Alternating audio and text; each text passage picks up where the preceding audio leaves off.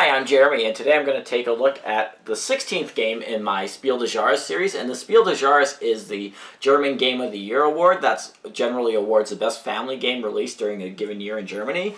And this is the 2007 winner, and it's by a designer named Michael Schacht, and it's called Zooloretto. And this is essentially a game where players are going to be collecting a number of various tiles to try and make the most attractive zoo for patrons. The player with the most points at the end of a number of rounds will be the winner.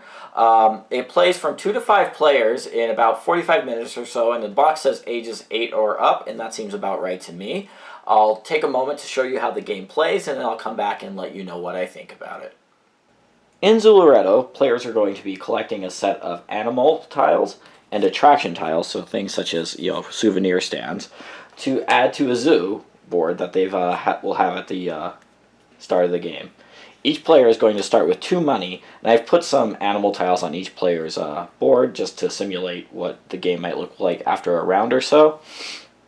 And yeah, let me just explain the rules. So essentially the game is pretty simple. Each round, players going to draw tiles from a bag. This is actually a custom bag. I printed this one out myself, but the game comes with a bag. And they will then add that tile to one of these trucks, these little brown wooden trucks.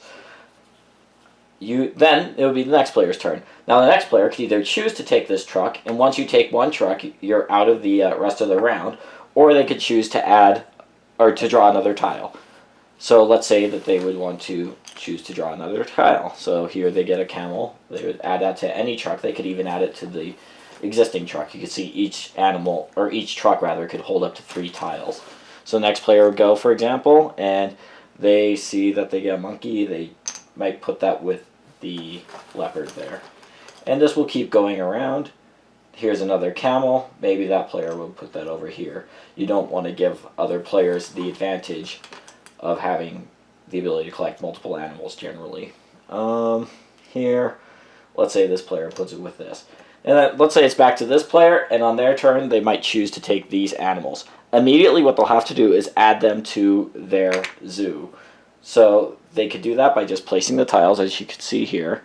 And the catch is that, like animals, have to be placed in the same pen. So this leopard, it could only be placed with other leopards. You can start multiple leopard pens, I suppose, but generally you'll want to try to fill up your pens. And this monkey, right now there's another place for it, so maybe they would put it here. Now, let's say that they took another animal. Let's say they took a camel, and all of their pens were filled. They would then have to put the animal into their barn like that. So the other thing that you could do on your turn, besides drawing or picking a truck, is you could perform what's called a money action. And like I said, players are going to begin with 2 money at the start of the game, and you can see that these money actions have associated costs with them. The first option is to move 1 tile. So what that means is you could just simply move a tile from the barn to another space, from another space to the barn, and so on. The second money action is to exchange 2 types of tiles. So that's just like a movement, but you could actually exchange 2 types. So for example, now this player would be collecting camels here instead of monkeys.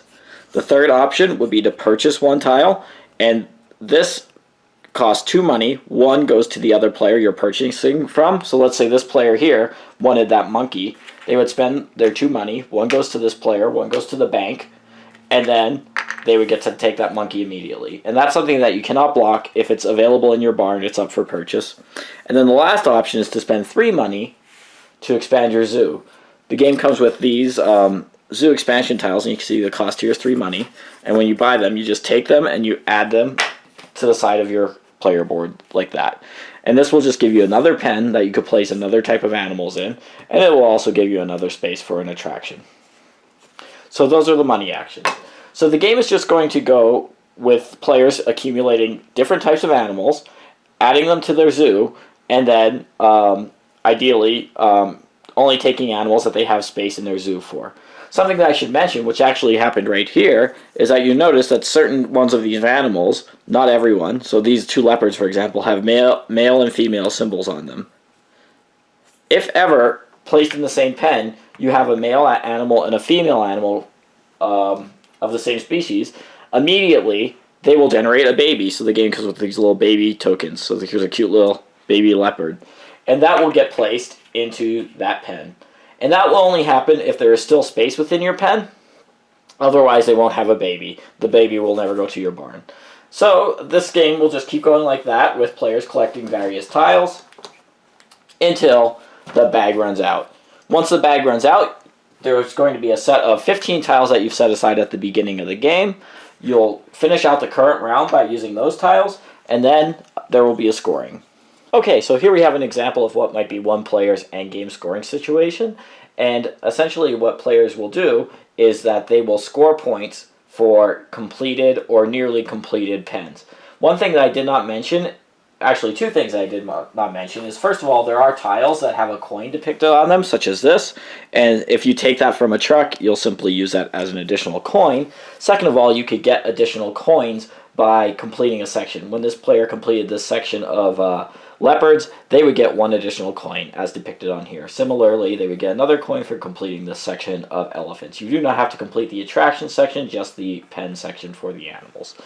So anyway, on to the final scoring. The way that this is going to work is there are two numbers depicted on each of the pens, and those numbers will tell you the points that you will score for having a completed pen, the first number, or a completed pen minus 1. So if there's one empty space, you'll score the second number. Otherwise, your pen will score you 0 points. So here we have an 8-5, so this player would score 5 points because they have one empty space. Here we have a 5-4, the player would score 5 points. And here we have a 9-5, that player would score 9 points for that. Then here, there are more than one empty space, so the player will score 0 points. Then, the next thing that you'll look at are these attraction tiles. For each unique type of attraction tile that you have in your park, you'll score 2 points. So we have 1, 2, 3 types. These two are duplicated, so they'll only score once. So that'd be an additional 6 points. And then you'll look at your barn. And for each animal type that you have in your barn, because you could not place them into another area, you'll lose 2 points. So here we have 2 pandas, but together, that's only one type. They will just lose 2 points. And we have a leopard. There was no more space in this leopard pen, so they could not place that leopard. That would be another minus 2 points. Coins will simply serve as a tiebreaker. Otherwise, whoever has the most points wins. So this player would have 5 plus 5, so 10, plus 9 is 19. And then plus 2, 4, 6. So 25 minus 4 points for a total of 21. One other thing, I suppose, is that if you had an overflow of attractions and you had an attraction tile placed here, every type of attraction tile would also be a minus 2 points. And that is how you will score Zooloretto. The most points will win. Alright, so that is Zooloretto, and this is an adaptation of a card game also designed by Michael Schacht named Coloretto, and that game has the same central mechanism as this, where players are going to be drafting cards instead of tiles, trying to collect like sets. And this game just adds a few extra elements to it, such as, those baby tiles, such as essentially having money, so you can perform those money actions to manage your tile selection a little better. But it's at the core just that same basic game, and that happens to be one of my absolute favorite filler games. And this is, a terrific adaptation of that into a full-fledged board game. Some people might, grouse a little bit that this is, just essentially the same game repurposed, but I think this does add a lot, both in terms of extra gameplay options, and then also in terms of, theming and, attractiveness. This game, the idea of creating a zoo is, inherently attraction, especially for a family audience. So this game does that very well. Yet on a very approachable level. It's not like a tight economic simulation or anything like that. It's simply trying to collect the same type of animals to make sure that they, could live together. And that's something that any kid would understand, and it's something that, makes this a really great family game. It's one of, I think, the most appropriate Spiel de Jahres winners ever, as far as them really nailing down what their target audience is, which is essentially a family game that has the potential to introduce families to something more along the lines of what a hobby gamer would tend to play. So I think they really nailed the mark on this one. I will say that I probably do prefer, in most circumstances, to play Coloretto just because it plays in about 20 minutes or so, whereas this one might take 30 to 45 minutes. And this one does have a little bit more meat on the bones, but at the same time, Coloretto is just such a breezy and fun game that I do probably prefer that one. But that's, not damning this with faint praise by any means, because Coloretto is really one of my absolute favorite card games of that length. So, in all, this is a really attractive game. It's really fun. I've played it with kids. I've played it with adults. I've played it with mixes of both of them, and it's always gone over pretty well. It has a million expansions for it, so it never gets old. If you just basically buy those little expansions, they'll just add one or two small little rules to make the game play differently every time.